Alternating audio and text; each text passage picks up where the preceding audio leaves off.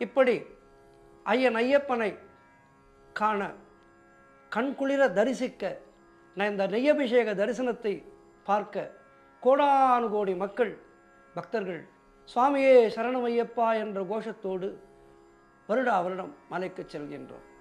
இந்த சபரிமலையிலே முக்கியமான நிகழ்வு இந்த மகர ஜோதி. சங்கராந்தி தினத்தினிலே ஜோதி தெரியுது, மகர ஜோதி தெரியுது, அதை கண்டவர்க்கு மணிகண்டனின் மகிமை புரியுது, சங்கடங்கள் யாவற்றையும் தீர்க்க வருகுது, சாமிமார்கள் கேட்ட வரங்கள் கொடுக்க வருகுது, சரணமையப்பா சாமி சரணமையப்பா, சரணமையப்பா சாமி சரணமையப்பா. தைப்பொங்கல் திருநாளில் காந்தமலையிலே ஒப்பில்லாத ஒளி விளக்கு பளபளக்குது, அதில் உப்பிலியப்பன் மைந்தன் முகம் ஜொலி ஜொலிக்குது, உப்பிலியப்பன் மைந்தன் முகம் ஜொலி ஜொலிக்குது, மலையில் அன்பர்களின் சரண கோஷம் கேட்டு அருளுது. சரண கோஷத்தை கேட்டுவிட்டாலே அகமகிழ்ந்து நமக்கு எல்லாவற்றையும் கொடுக்கின்ற தெய்வம் ஐயன் ஐயப்பன் என்று சொன்னேன் அல்லவா. அந்த ஐயன் ஐயப்பனுடைய அந்த அற்புதமான தரிசனம் மகர ஜோதி தரிசனம். பன்னெடுங்காலமாக பக்தர்களுக்கெல்லாம் மகர ஜோதி ரூபத்திலே நமக்கெல்லாம் ஐயன் ஐயப்பன் அருள் புரிந்து கொண்டிருக்கின்றார். தன்னுடைய தாயின் தலைவலியை தீர்ப்பதற்காக புலிப்பால் கொண்டு வந்தார்.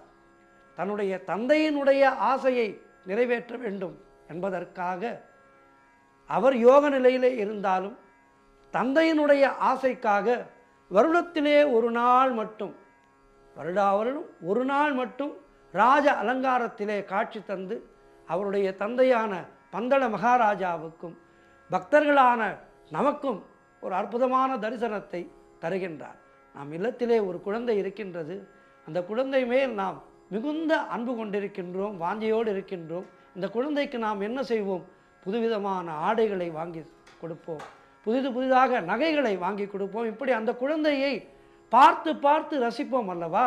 அப்படித்தான் இந்த குழந்தை ஐயப்பன் நமக்கு வரங்களை வாரி வாரி வழங்குகின்ற அந்த அற்புத தெய்வத்துக்கு அவனை கண்குளிர காண வேண்டும். நல்ல ஆடை அலங்காரங்களோடு சர்வாபரண பூஷிதனாக அவனை காண வேண்டும், சர்வாபரண பூஷிதனாக அவனை காண வேண்டும் என்று விருப்பப்படுகின்றோம். நாமே இப்படி விருப்பப்படும் போது அவனை வளர்க்கின்ற பாக்கியத்தை பெற்ற அந்த பாண்டிய மன்னன் அவருடைய உள்ள கிடக்க எப்படி இருந்திருக்கும். அவர் ஆசையாக தன்னுடைய மகனுக்காக 3 ஆபரண பெட்டிகளை கொடுக்கின்றார். அந்த ஆபரண பெட்டிகளிலே வெள்ளி பெட்டியிலே இருப்பதுதான் முக்கியமானது. அதிலே ஒரு அருமையான தங்க குடம் இருக்கின்றது. அந்த தங்க குடத்திலே தான் ஐயன் ஐயப்பனுக்கு சங்கராந்தி தினத்தன்று நெய்யபிஷேகம் செய்விக்கின்றார்கள். மற்றும் அதிலே யோகப்பட்டம் எல்லாம் இருக்கின்றது. அந்த யோகப்பட்டம் தான் அங்கே பவனி வர இருக்கின்ற யானைக்கு சாற்றுகின்றார்கள். இப்படி இந்த பொன்னாவரண பெட்டியானது ஐயன் ஐயப்பனுக்கு எப்படிப்பட்ட ஒரு முக்கியத்துவத்தை நாம் கொடுக்கின்றோமோ, அதை தொட்டு வணங்குகின்றோமோ, ஐயன் ஐயப்பனுடைய 18 படிகளை தொட்டு வணங்குகின்றோமோ, அதுபோல் மிகுந்த சாநித்தியம் உள்ளது அந்த ஆபரண பெட்டிகள். அந்த ஆபரண பெட்டிகள் வருடத்திலே 3 நாட்கள் மட்டும்தான் வெளியிலே வருகின்றது. அந்த ஜனவரி மாதம் மகர சங்கராந்தியை ஒட்டி அங்கிருந்து புறப்படுகின்றது. பந்தளத்திலே இருந்து 3 நாட்கள் மெய்யடியார்கள் அந்த ஆபரண பெட்டிகளை தூக்குவதற்காக இருப்பவர்கள் கடும் விரதம் இருக்கின்றார்கள். கடும் விரதம் இருந்துதான் அந்த ஆபரண பெட்டிகளை சுமந்து வருகின்றார்கள். சுமந்து வந்து ஐயன் ஐயப்பனுக்கு சாற்றுகின்றார்கள். ஆக இந்த ஆபரண பெட்டிகளுக்கென்று மிகப்பெரிய சாநித்தியம் இருக்கின்றது. பொன்னாபரணத்தை சூட்டி ஐயன் ஐயப்பனை அகமகிழ்ந்து தரிசிக்கின்றோம். மிகப்பெரிய ஆச்சரியம், அந்த ஆபரண பெட்டி புறப்படுகின்ற வேளையிலே அங்கே வானிலே கருட பகவான் வட்டமிடத் தொடங்குகின்றார். சபரிமலை வந்து அடையும் வரை அந்த கருட பகவான் ஆபரண பெட்டிகளோடு துணை வருகின்றார். ஆகவே விஷ்ணுவினுடைய அம்சமான அந்த கருடன் தொடர்ந்து பந்தளத்திலிருந்து சபரிமலை வரை வந்து ஆவரண பெட்டிகளை ஐயன் ஐயப்பனுக்கு சமர்ப்பிப்பதை கண்டுவிட்டு செல்கின்றது. சங்கராந்தி தினத்தன்று அந்த காந்தமலை வாசன் நமக்கெல்லாம் தன்னுடைய சத்தியத்தை காப்பாற்றும் விதமாக அந்த மாலை பொழுதிலே இந்த 6:30 மணி அளவிலே நமக்கெல்லாம் ஜோதி ரூபனாக தரிசனத்தை தருகின்றான். மகர ஜோதி ரூபமாக என்னை தரிசிக்கின்ற பக்தர்களே, உங்களுடைய தொல்லைகள், துயரங்கள் அனைத்தும் இன்றோடு விலகிவிட்டது என்று நமக்கெல்லாம் நற்செய்தி சொல்கின்றான் ஐயன் ஐயப்பன்.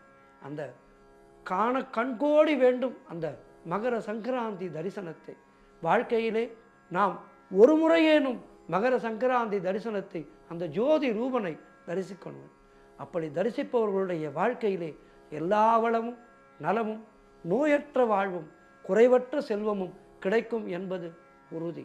காந்தமலை வாசன் நம்மையெல்லாம் காந்தம் போல் இழுக்கின்ற அந்த சபரிமலை வாசன் நமக்கு 16 பேர்களையும் தந்து நம்முடைய குடும்பத்தை, நம்முடைய பரம்பரையை காத்து ரட்சிக்கின்ற தெய்வம் ஐயன் ஐயப்பன். ஆகவே அந்த ஐயன் ஐயப்பனை முறையாக விரதம் இருந்து 1 மண்டல காலம் முறையான விரத நாட்களை குறைக்கின்ற தகுதி நமக்கு கிடையாது. நமக்கு அந்த தகுதி கிடையவே கிடையாது. ஐயன் ஐயப்பன் என்ன சொல்லி இருக்கின்றானோ அந்த 48 நாட்கள் விரதத்தை மேற்கொள்வோம். விரதத்தை மேற்கொண்டு முறையாக விரதம் இருந்து ஐயன் ஐயப்பனை தரிசிப்போம். வாழ்க்கையிலே எல்லா வளமும் நலமும் பெற்று வாழ்வாங்கு வாழ்வோம்.